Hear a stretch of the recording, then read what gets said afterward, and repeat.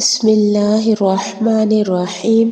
السلام علیکم ورحمۃ اللہ وبرکاتہ۔ حضرت عبداللہ بن عمر رضی اللہ تعالیٰ عنہ فرماتے ہیں کہ رسول اللہ صلی اللہ علیہ وسلم نے ارشاد فرمایا، اللہ تعالیٰ کی بارگاہ میں سب سے اچھا وہ شخص ہے جو اپنے دوستوں کے حق میں اچھا ہو، اور اللہ تعالیٰ کی بارگاہ میں سب سے اچھا پڑوسی وہ ہے جو اپنے پڑوسی کے حق میں اچھا ہو۔ حضرت عبداللہ بن مسعود رضی اللہ تعالیٰ عنہ سے روایت ہے، نبی صلی اللہ علیہ وسلم نے فرمایا، وہ شخص ہم میں سے نہیں جو مصیبت کے وقت رخسار پیٹے، گریبان پھاڑے اور جاہلیت جیسی چیخو پکار کرے۔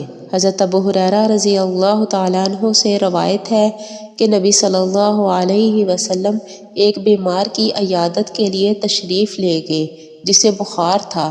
حضرت ابو ہریرہ رضی اللہ تعالیٰ عنہ بھی ساتھ تھے۔